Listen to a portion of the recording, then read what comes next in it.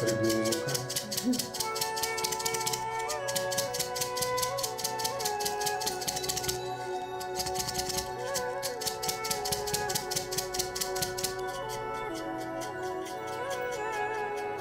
Не тот эффект, да?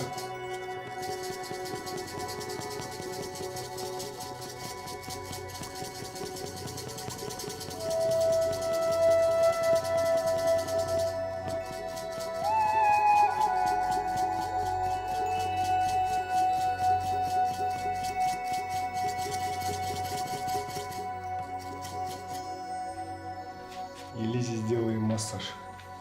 И маслом нарисуем на спине пейзаж.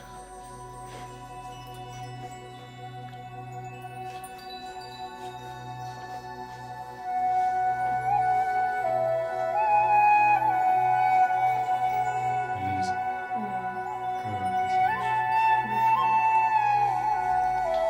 как ты себя Давай. После...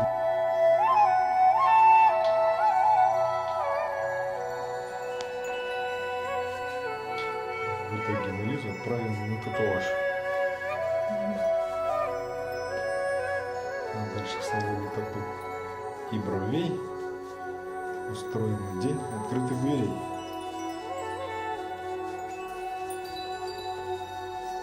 Придем в город развлечений. Крикнем все громко. Эгегей.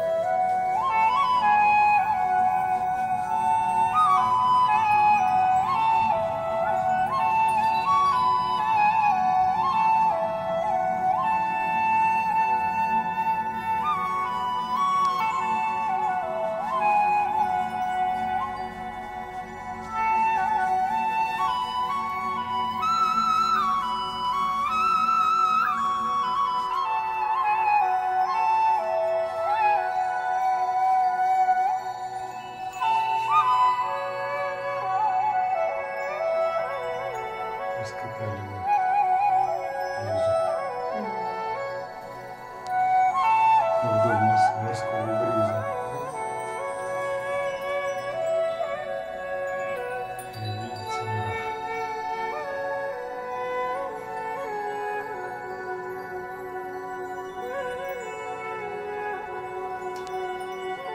Дым в салоне татуаж.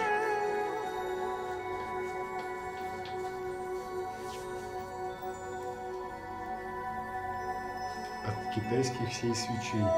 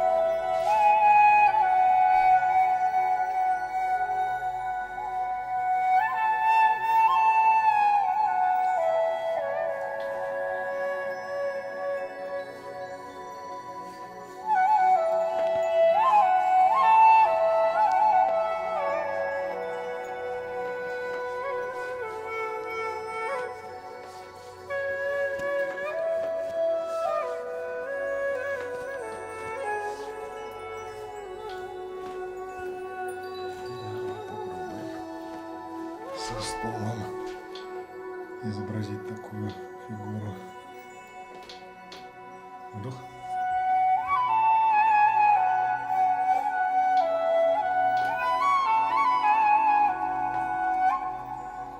Все в порядке?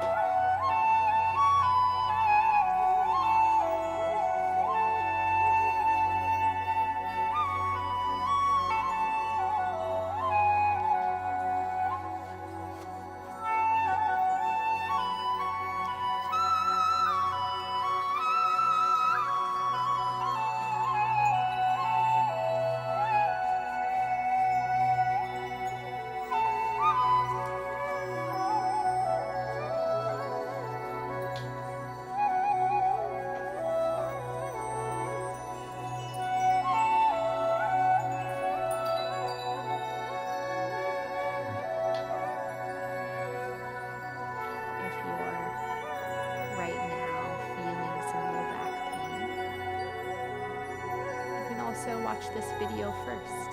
They don't have to go in order. If you're someone that loves a back massage more than the legs getting worked on.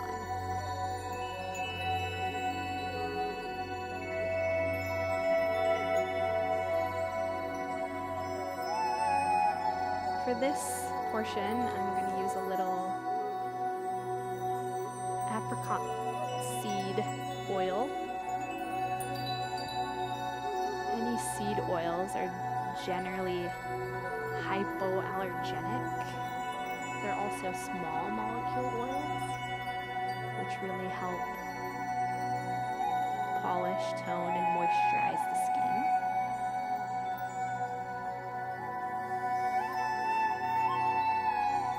And I like to think of Athena Jezik sometimes when I'm working because she has so much wisdom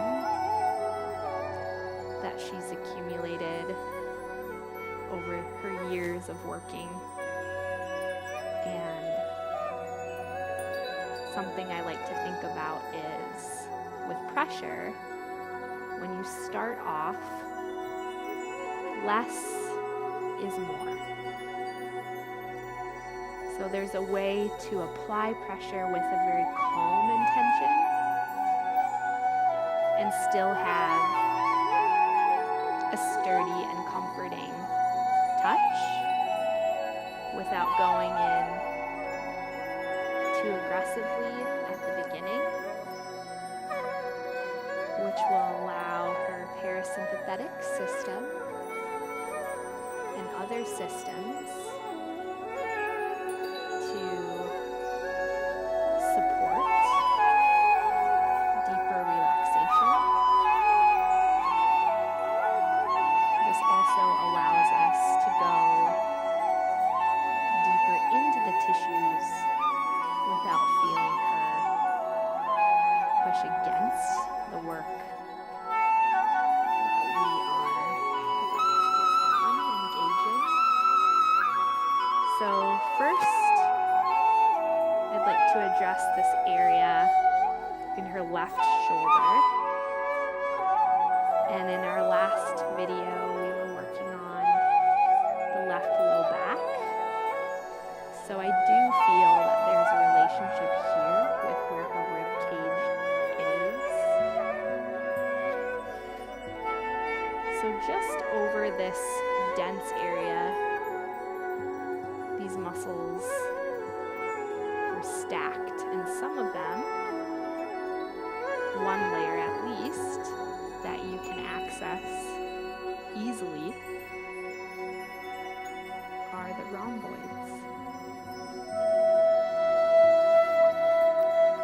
And I think they're called that because of the shape.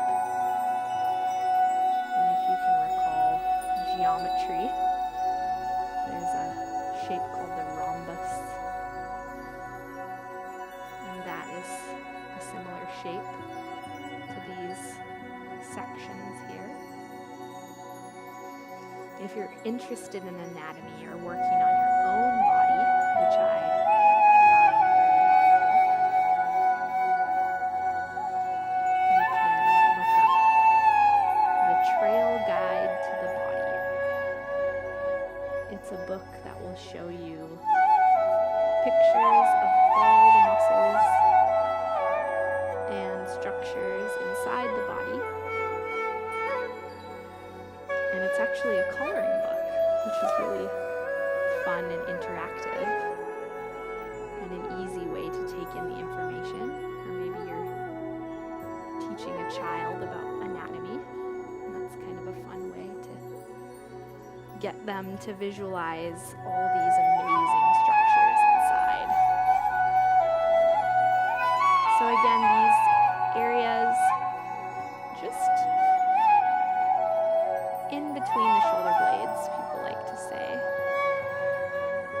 You can apply a deeper thumb pressure if that feels good and your joints and your thumbs are strong. If that feels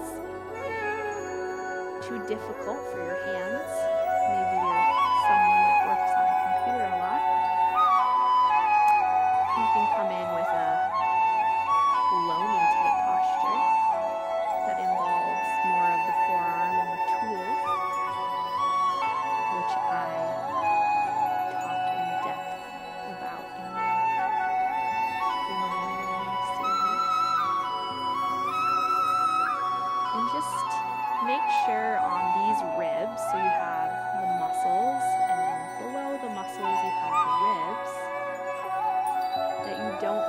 too deep, too fast. Myra and I have an understanding around what pressure she likes, but she is also welcome to give me feedback at any time. And so if you are working on someone or yourself at home, really get comfortable with listening. Feedback is good and is not criticism. It's just feedback. And the body will also give you feedback naturally by its own subtle gestures and movements. So sometimes when you work on a deep area, you might notice your person's hands clenching up. You might notice some movement in their feet. You might notice a healthy person engage in a deep breath, signaling you that they're working through something, and also a good indication that maybe you want to hold that but not go deeper. And all these subtleties will help you and the person receiving to feel supported, to feel more relaxed. The important part of massage, or one important part, is simply receiving. And then on a cool scientific anatomical level, there's all this change that you're helping with too.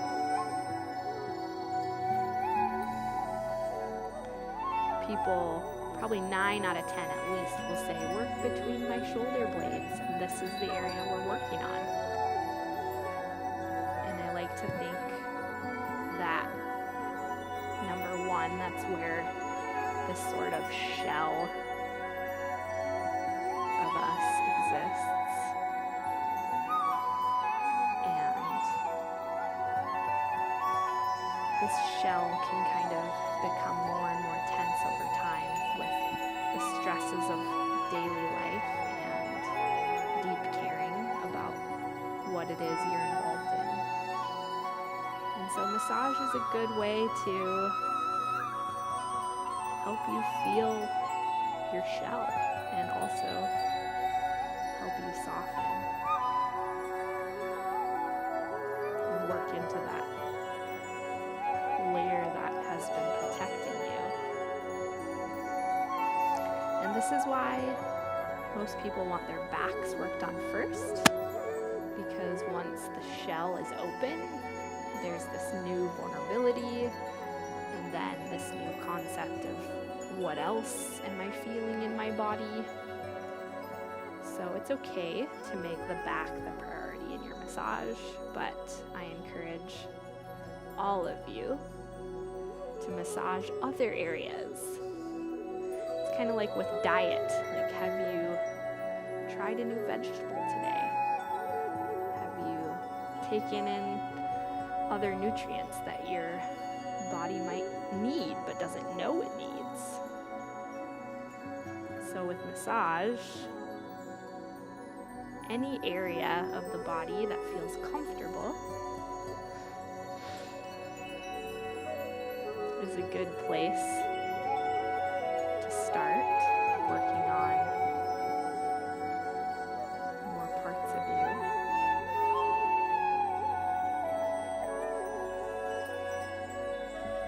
you. And also, when you're working on people, it can feel overwhelming for you if there's so much going on. Sometimes I hear people say they don't enjoy working on their partner because that person is so tight. And so they'd rather buy a gift certificate for a massage than do it themselves, which is okay. Massage is hard work too, but there are ways to make it easy.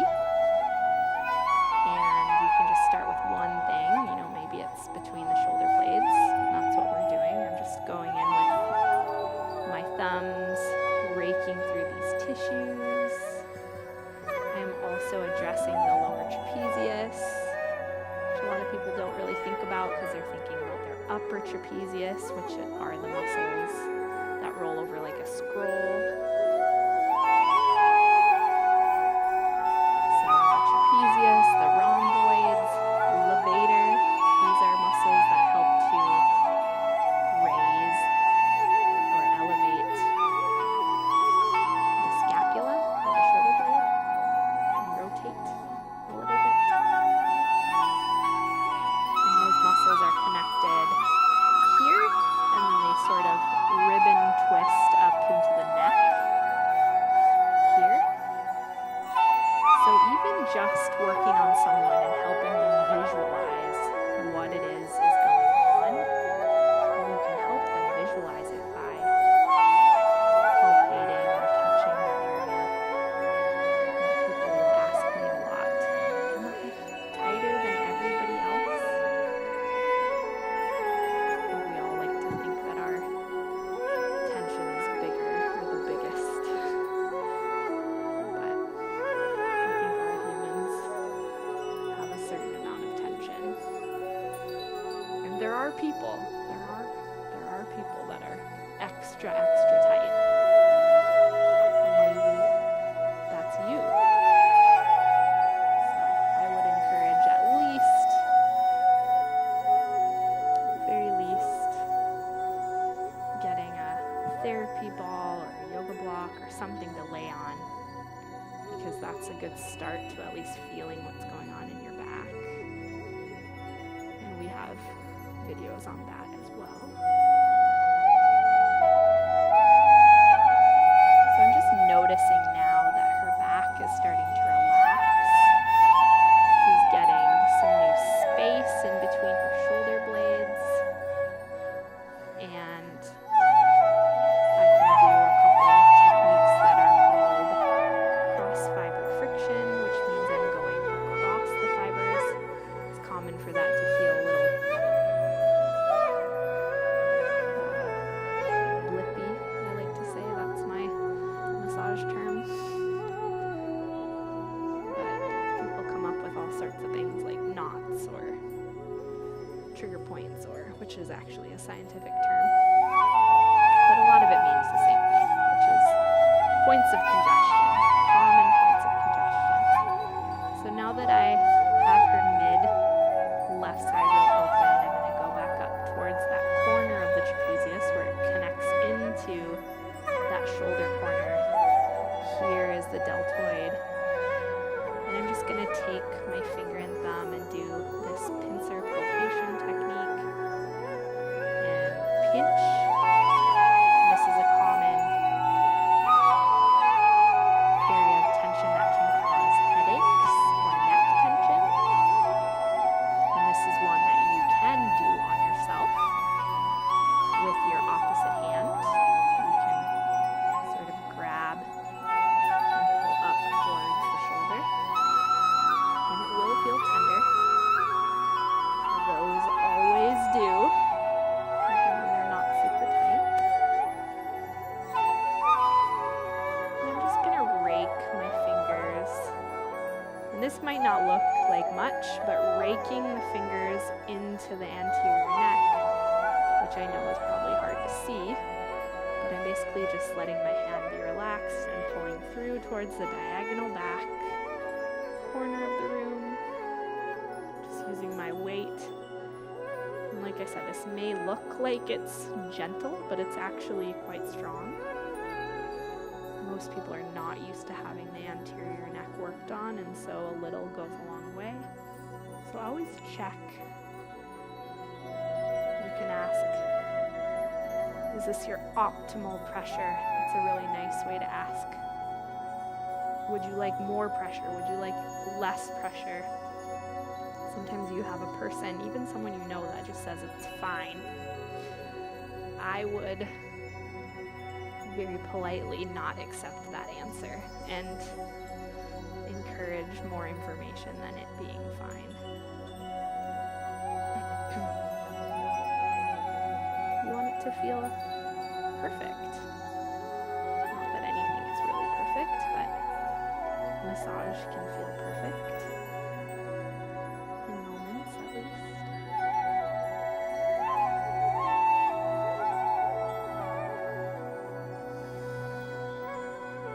And I'm just going to take both hands, give her a little squeeze into her spinous processes. So you have these bones that kind of come out like a T, and they're a lot more complicated than that because you have nerves running through them and channels. But if you think about them like these little T's coming out, what you can do is very gently squeeze in towards those bacterial, antiparasitic. It's got all these properties that are very helpful. And with my own practice and myself, I like to apply just a couple drops into the area around the spine. The delivery system is fast, and you can choose when you want to integrate these oils. Maybe it's something you do right at the beginning, or perhaps it's something you do at the end to kind of draw that session out. And oftentimes, people I work with, they'll go out into their day and they'll just radiate whatever oil I've used on them. And most people are very deficient.